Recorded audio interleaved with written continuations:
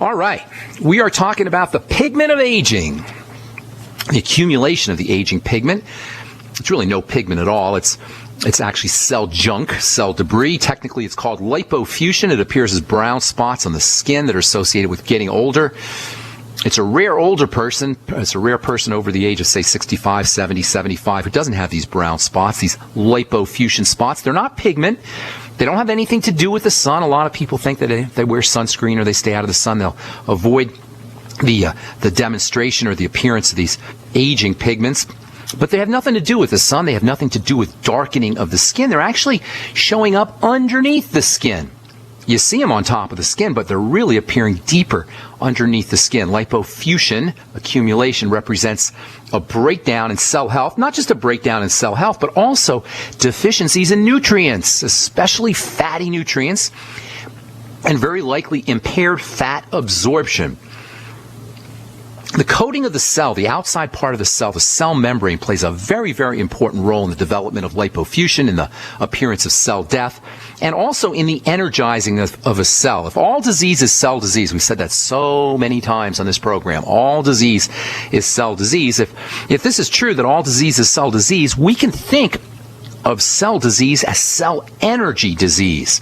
It takes a lot of energy for a cell to maintain its stability, its viability, to keep a cell operating efficiently. Cells do work. That's what a cell does. It's a worker bee. It's producing stuff. It's making stuff. It's got activity. And all of this cell work, all this cell manufacturing requires energy. When a cell lacks energy, it can't do its work. Just like us. When we lack energy, we can't do our work. A cell's a miniature version of us. When a cell lacks energy, it can't do work. It can't make things. It can't do things. That's called being sick, whether it's a person or whether it's a cell. If a cell can't make things, a cell can't do things, that shows up as a sick cell, and ultimately it'll show up as a sick us. It'll show up as a sick person. When a cell can't make things, when a cell can't do things, that's also called getting old. Ultimately, when a cell can't do its work, when a cell can't make things, that's called death. In order for a cell to do its work, in order for a cell to make stuff, in order for a cell to have the wherewithal to maintain its stability, it has to have energy. It has to have the energy required to do its job. And the cell membrane, the coating on top of the cell, is super, super important. In order for a cell to get energy, that cell membrane has to be healthy and functional. Once the cell membrane, the coating on top of a cell that's 10,000 times thinner than a piece of paper, that coating, that cell membrane, once it breaks down, nutrients and oxygen and hormones and sugar, all of the substances that are going to help provide a cell with energy and allow a cell to do its work, all of those substances are going to have a much more difficult time getting into a cell. When it comes to the effect of hormones on top of a cell, many hormones work on the top of a cell on the membrane level. Once that cell membrane breaks down, hormones aren't going to be able to work as effectively either. And you can go to the doctor and get your hormone replacement therapy, your so-called bioidentical hormones, and even your naturopaths will tell you how important your bioidentical hormones can be. But if your cell membranes are not healthy, if that cell membrane, that coating on top of a cell 10,000 times thinner than a piece of paper, is broken down or dysfunctional or messed up in any way, hormones are not going to be able to sit in the receptors, which are located on the membrane. They're not going to be able to sit in the receptors effectively, and no matter how much bioidentical hormones you take, you're not going to get the benefits. You're not going to be able to get energy into a cell either once that membrane breaks down, because nutrients have to pass through the membrane. Not just nutrients, but also sugar and also oxygen has to pass through the membrane as well. Life is energy, folks. It's all about energy. Life is energy. Health is energy. Death is the opposite of energy. It's a dispersion of energy. Sickness at the big level, at the macro level, at the organism level, at our level, whether it's sickness that shows up as cancer or arthritis or autoimmune disease, sickness is the visible result of the ineffective production and utilization of energy at the microscopic level of a cell. This link between the microscopic level of a cell and the macroscopic, the big level of us, this connection that is missed so often is behind much of our misunderstanding of how health and disease progress in the body. Not understanding how to make this connection between the tiny, teeny level of a cell, the microscopic level of a cell, and the macroscopic level of us is the underlying cause of the confusion many of us have about how to stay healthy. We got to make this link between the microscopic, teeny tiny level of a cell and the macroscopic level of us. Not making this connection between the microscopic world and the macroscopic world. The link between the teeny tiny cell and the visible organs that break down is where the medical predators who push drugs on us, who push surgeries on us, who push devices on us, this is where they get their power. When we don't make the connection between the microscopic world of a cell and the macroscopic world of us. And this is somewhat understandable. It's not intuitive. We don't really think that when we have a cold or we have arthritis or we have Alzheimer's disease or Parkinson's disease or any of the 12,800 different diseases that the World Health Organization says that the human being can get, it's not an intuitive leap. It's not an intuitive connection, but it's one that we have to make, this connection between how the cell is operating and how we are operating at the big level. All right, I'm Pharmacist Ben. We're going to take a time out and continue this discussion when we come back from our break. Our number today is 855-660-4261. We do have a couple lines open. Love to hear from you. 855-660-4261 is our number. We'll be back right after this with more good health information on the bright side.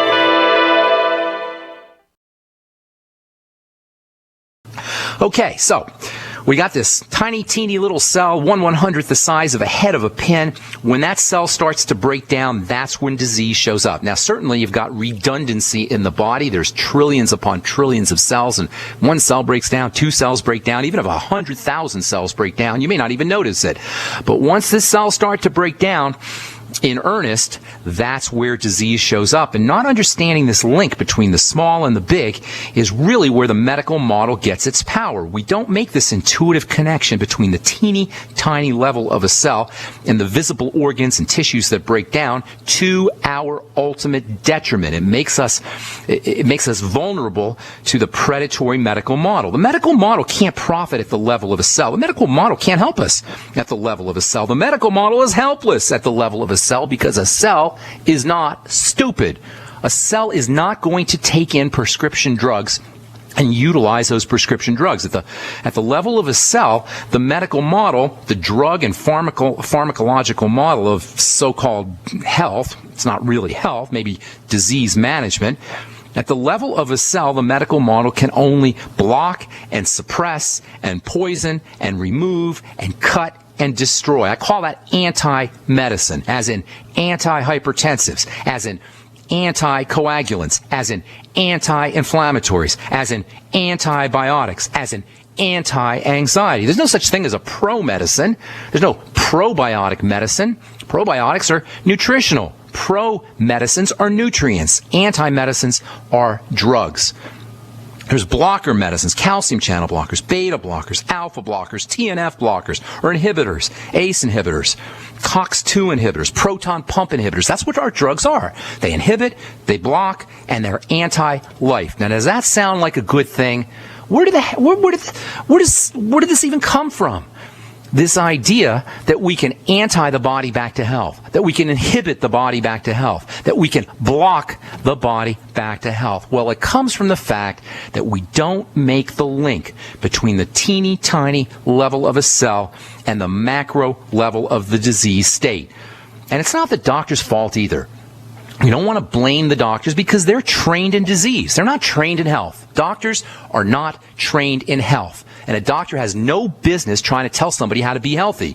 Perhaps doctors play a role in disease management, and perhaps symptomatic relief is an important part of being alive. Maybe if you have symptoms, you want to get rid of the symptoms, but that's a lot different. That's a far cry from being healthy. You go to the doctor, you get your checkup, and you're going to leave with a blocker or an inhibitor or an anti-living process drug or poison of some kind. This is how the medical model operates. And then the medical model will tell us we're better because our cholesterol score is lower.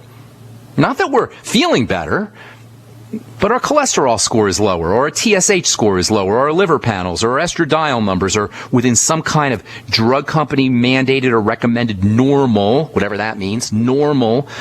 reference range. We may not be any healthier, but our test scores will be. We'll have really good test scores. Now, again, this is not a knock on doctors. This is what they're supposed to be doing. This is what they're trained to be doing. Doctoring is about disease. Doctors study disease. Doctors live in a world of disease. Their only concern is to minimize the effects of disease. But minimizing the effects of disease is not about health. Minimizing the effects of disease has nothing to do with health. This is why doctoring cannot make us healthy. Being healthy means that our cells are healthy. Being healthy means cells have all the energy to do what they need to do, and there's no statin drug that can help. There's no any drug that can help. There's no any surgical procedure. There's no surgical procedure that can help a cell utilize energy more effectively. Cells don't need a doctor. Cells don't want a doctor. Cells just want to be healthy. Cells just want to have the wherewithal, the nutritional wherewithal, the raw material wherewithal, the oxygen wherewithal, the detoxification wherewithal to be healthy. In terms of a cell, being healthy means a cell can do what it needs to do, and there ain't no Mevacor or Lipitor or statin drug or any drug that can make a difference. Being healthy to a cell means that a cell can do its job. Doctors and drugs and surgical procedures cannot improve the performance of a cell. They can't help a cell do its job. And what's a cell's job? A cell's job is to make things. And in order for it to make things, the internal structure of the cell has to be organized and maintained just so. This is so important, you guys. If it's hard to imagine what a cell is like at 1/100th the size of a head of a pin, how much harder is it to imagine the substructure inside a cell? There are tens of thousands of substructures inside a cell. Can you imagine this? You've got a blob that is too small to even be seen with the naked eye. And within this little blob, you've got thousands, tens of thousands of substructures. And they're all located and organized and put in place just so inside a cell. There's an internal structure to this microscopic little blob. This is so amazing. And the internal structure requires energy for all the parts to be placed just so. In order for this internal structure to remain intact, the cell's got to have energy. You see how important this energy component is. Not only is energy important to keep a cell doing what it needs to be doing, but it needs to have energy. A cell needs to have energy so the substructure can be intact. When we say all disease is cell disease, we're talking about a lack of energy in this tiny, tiny little entity called a cell. All right, I'm Pharmacist Ben. Got lots more to talk about. We're going to take your calls when we come back from our break. 855-660-4261 is our number. You are listening to The Bright Side on the Genesis Communication Network.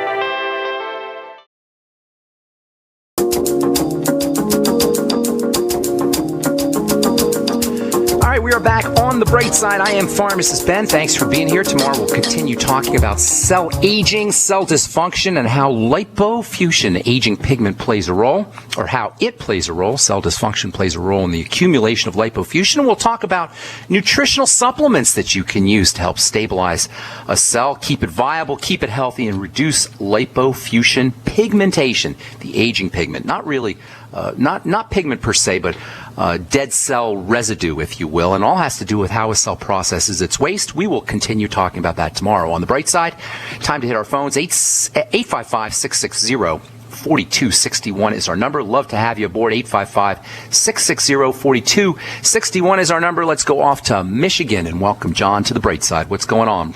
How you doing, John? Hello, Ben. I have two quick questions. One is with black mold in the blood. I've been told that person who did the research on herself that 25% of the people are genetically set up to have black mold in their system, and there was one prescription that she was recommended. It sort of sounds like cholesterol or cholesterol. It's supposed to capture the cholesterol and bond the black mold to it. And that's a whole bunch of stuff all put together, and I'm not sure how they all fit in. Cholesterol, black mold. I don't know how they have any. I'm not sure what their relationship is. Now, black mold is a neurotoxin, and as far as I know, black mold is an external kind of thing. I don't know necessarily internal black mold. Now, fungus is a whole different thing. Now, are you talking about black nails, that kind of thing? Is that what you're talking about? Well, she has a lot of issues neurologically, and all of her studies have brought it back to this bacteria in her system. Well, bacteria is not mold. In fact, bacteria... Mold is a fungus, and mold and bacteria are kind of like opposing each other. It's kind of interesting. If you have nail fungus, toenail fungus, fingernail fungus, or any kind of fungal infection, systemic yeast. I have a friend who keeps his girlfriend's got systemic yeast. He's been messaging me back and forth about systemic yeast. Yeast is kind of a synonym for fungus and for mold inside the body. I don't think they're exactly the same, but generally speaking, there's this balance between bacteria that live in our gut and fungus.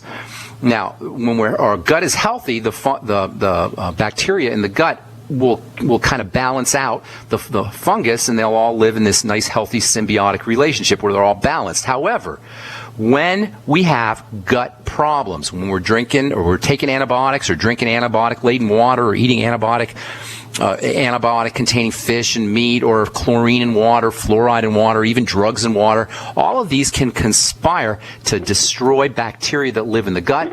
The net effect will be fungus that overgrows. So if you're talking about a systemic internal fungal infection, which it sounds like you're talking about, doesn't matter whether it's black or gold or purple or any other color, the fact is that a systemic fungal infection can be a really big problem. Now, what do? There's a lot of things you could do. Most important thing to do is you want to reestablish the healthy biome, the healthy gut bacteria environment. And that means staying away from anything that's got antibiotics in it, fish and meat or big problems. Certainly taking prescription antibiotics can be a problem. Drinking tap water can be a problem as well. And then using fermented food and probiotic supplements. The absolute finest nutritional strategy for balancing out excessive yeast or fungus in the body is to use a probiotic supplement like the Biolumin Nightly Essence from Longevity. It's the best one I know of. Whatever it is, get yourself on a probiotic supplement. Folks, a probiotic supplement is not optional.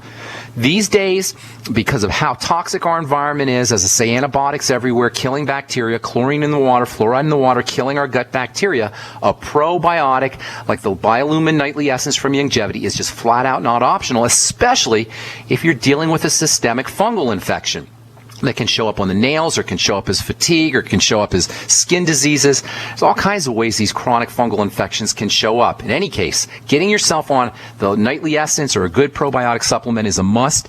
Also, fermented foods can be very helpful. Kimchi and miso and tempeh, all the wonderful fermented foods, kefir and yogurt, all the great fermented foods that are available. Pickled beets, I particularly like pickled beets. Pickles in general are a good source of good bacteria too. Now, another thing that you might want to consider is sugar. Yeast loves sugar. There's a guy named Dr. William Crook, C-R-O-O-K, who wrote a book called The Yeast Connection. It's kind of a classic book about systemic yeast infections. And he talks all about the link between refined carbohydrates, sugar that is, and yeast. So getting on a anti-yeast diet is also very important.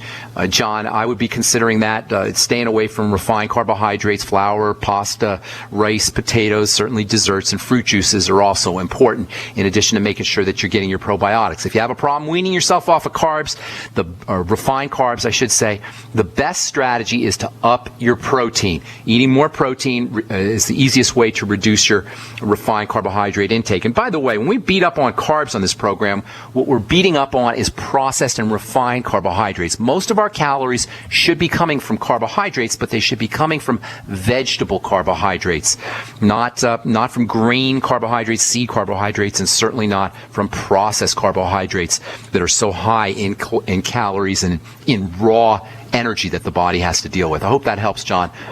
Ben? Yes, sir. Ben, may I have this person contact you? Absolutely. Now, I'm behind on my emails, but haven't sent an email. Please, if you send me an email, please put your phone number on there so I can get back to you by phone, because just typing out emails, man, that would take me forever. It takes a lot of time just to do a phone consult, but if you send me an email, put your phone number, and I'll spend some time. This person's a doctor, so you'll be... Oh, that'd be great. That'd be awesome. I'd love to. Armour for thyroid. Armour thyroid is a way, it's a more I rip on the medical model a lot, granted. I rip on the pharmacological model a lot, granted. The idea that you can use drugs to treat disease. Well, there's also a naturopathic pharmacomedical model. There's also what I call allopathic nutrition, where you do use so-called natural substances the way a doctor would use pharmacology. Now, Armour Thyroid is a prescription drug, but it has this connotation that it's natural and it's safe. Well, yes, perhaps it's more natural than Synthroid, and it's a better option than Synthroid. But folks, if you have a thyroid problem, just taking Armour Thyroid may not be helpful. The thyroid is connected to lots of other parts of the body. The thyroid is connected to the digestive system. The thyroid is related to the blood sugar system. The thyroid is related to the adrenal glands. So if you don't address your digestive health issues, and you don't address your blood sugar issues, and you don't address the stress in your life, emotional and mental stress as well as physiologic stress, no matter how much Armour Thyroid you're taking, it's not like it's going to magically cure your thyroid. And by the way, the same is true about iodine. I can't tell you how many people I hear tell me, oh, well, I'm hypothyroid, but I take iodine. I've got a friend. She's probably not my friend anymore because I ripped into her. And she says, well, I take iodoral. Why would I be hypothyroid? Well, the fact is iodine is not some magic medicine for the thyroid. It's not some magic panacea for the thyroid. If you have a digestive problem, you can take all the iodoral you want. You're still going to have a thyroid problem, more than likely. If you have a blood sugar problem, an adrenal problem, the same is true. We have to understand that the body exists as a system. All the parts are related to all the other parts. So if you have a thyroid problem, you got a problem with the system. Now, if you're deficient in iodine and everything else is running perfect, but you just happen to be deficient in iodine, yes, iodoral will help you. But chances are, if you got a thyroid problem, you got other problems too, especially in the digestive system and in the blood sugar system and in the adrenal system. And it doesn't matter if you're just taking Armour Thyroid or iodine or anything else. Got to work on the whole system. All right, we'll finish up when we come back from our break, John. So hang tight. If you're on hold, stay there. We'll get to you when we come back. I'm Pharmacist Ben. We'll be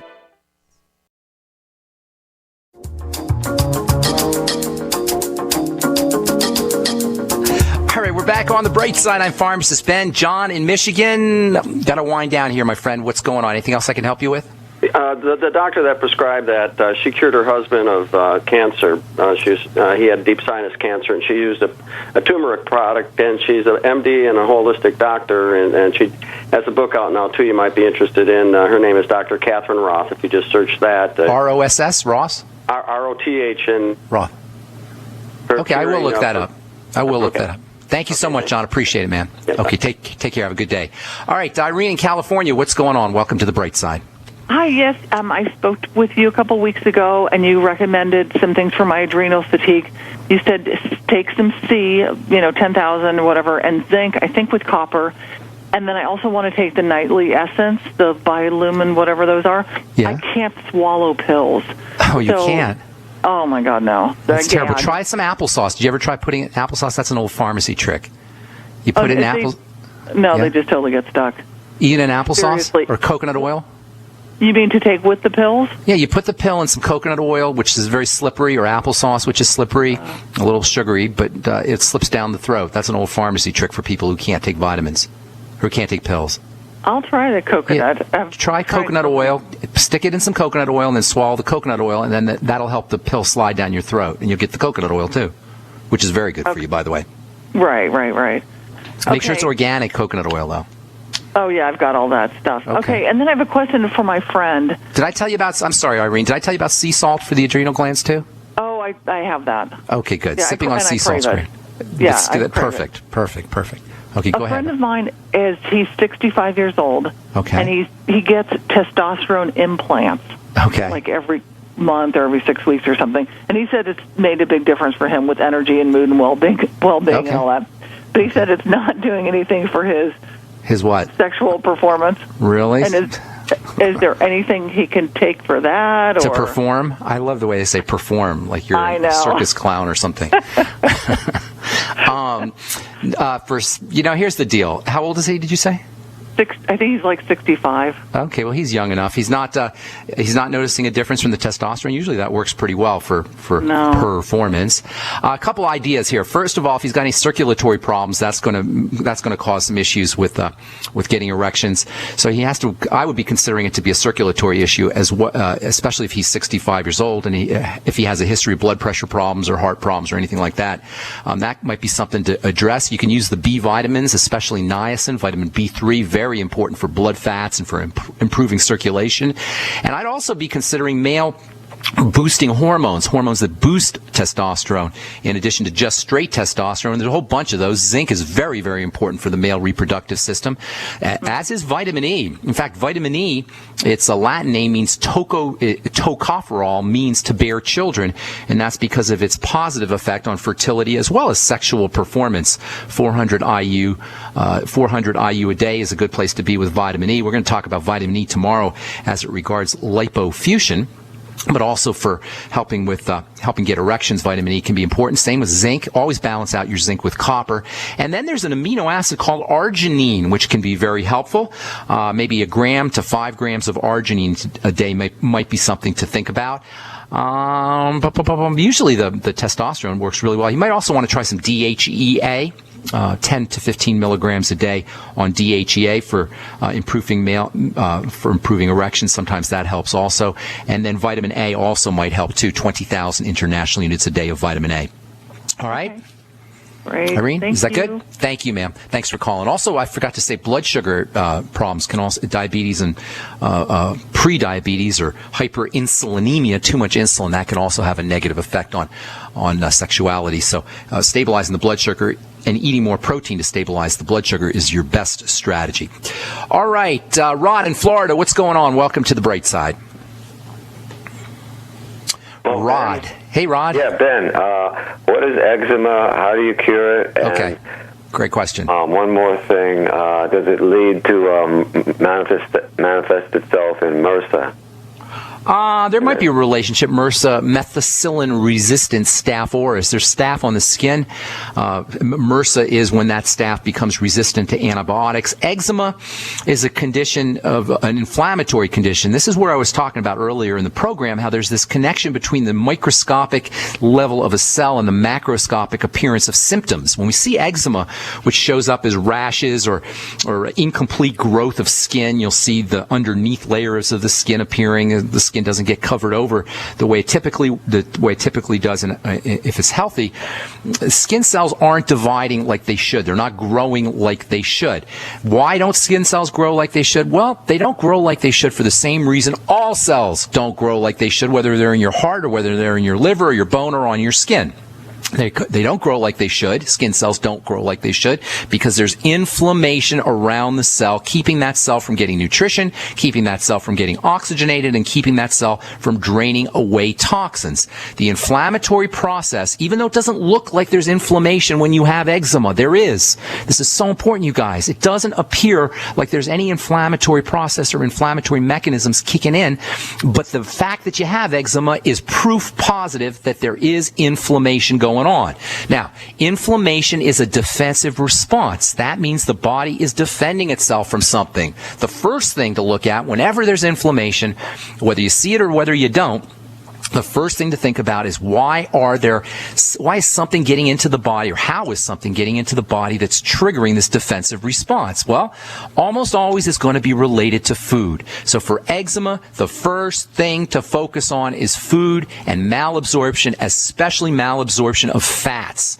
Using digestive enzymes, using lecithin, using bile salts, BILE, using the ultimate enzymes from Longevity, using pancreatin, making sure that you're using apple cider vinegar after all your meals. These are all ways that you can improve fat absorption. Take them, all of these with fatty meals, lecithin, the ultimate enzymes. Probiotics also can be very helpful for fat absorption. The Biolumin Nightly Essence. These are all ways to treat eczema, you guys. I'm saying fat absorption, but because eczema is maybe an indicator that there's fat malabsorption, all of these supplements, lecithin, digestive enzymes, the ultimate enzymes, bile salts, probiotics, apple cider vinegar, they can all help help with the eczematic condition. Then there's the intake of, and by the way, eliminating problem foods is also very important. Kids who have eczema oftentimes will have problems with dairy and with grains, but eliminating all problem foods is going to be important. Then you got to make sure you're getting in your fatty nutrients. So step number 1, for dealing with eczema, step number 1, eliminate problem foods, support digestive system health, especially fat malabsorption issues. Step number 2, make sure you're getting your fatty vitamins. Chief among them are vitamin A and vitamin D. Vitamin A is actually used as a prescription treatment for eczema. Same with vitamin D. Vitamin D can be used. The best way to get your vitamin D is from the sun. And then essential fatty acids can also be helpful for eczema, both omega-6s and omega-3s. There's actually a derivative omega-6 that can be especially helpful for eczema, something called GLA, gamma-linolenic acid. And GLA is very helpful for all inflammatory conditions, but especially for skin inflammation, eczema predominantly. So you can get GLA as capsules, or you can get GLA from evening primrose oil, or from your ultimate EFAs from Longevity. Zinc is also important for eczema. Zinc is a mineral, but it tends to be processed by the fatty system of the body. Most people are deficient in zinc unless they're supplementing with zinc. And if you do have any fat malabsorption issues, rest assured you're probably going to be deficient in zinc. 50 milligrams of zinc picolinate is a good place to be. I would be using 400 international units of vitamin E. Of course, 20,000 international units of vitamin A can be helpful. And make sure you're getting your vitamin D either from omega-3 fat from fish oil, I should say, but especially from the sun. That's the best place to get your vitamin D. So if you got eczema, go out in the sun, lay out in the sun, and you'll notice that your skin improves. All skin issues improve when you go out in the sun. Don't pay any attention to the craziness about avoiding the sun. You don't want to burn. Nobody's saying you want to go crazy out in the sun, but you absolutely positively do need to be getting a little bit of sun, most especially because you'll get that vitamin D. Treat eczema as a sign of inflammation, microscopic inflammation. Treat eczema as a sign of an activated immune system. Treat eczema as a sign there may be food allergies, and treat eczema as a sign that you may be running deficient in your fatty nutrients. If you want a topical way of treating eczema, the best way to do it is not steroids. That's what you'll get from the doctor. By the way, if you're getting steroids, what does that tell you? That tells you that you have an immune condition, an inflammatory condition by definition. So the best way to topically treat eczema is not with steroid drugs, but by using topical zinc, especially zinc oxide, and topical vitamin C in its fatty format, ascorbyl palmitate. Thanks for your call, Rod. Appreciate it. And that's all the time we have for today on The Bright Side. I encourage you all to check out my blog, pharmacistben.com, and please join the Bright Side Ben team. Call the Bright Side Ben phone team at 866-735-2470. They can tell you how to do it. For a one-time $10 fee, you can earn yourself some thank you checks and help spread the word about the power and importance of a good nutritional supplement program. We'll talk to you all later, folks. Have a wonderful, beautiful day. I'm Pharmacist Ben. Bye for now.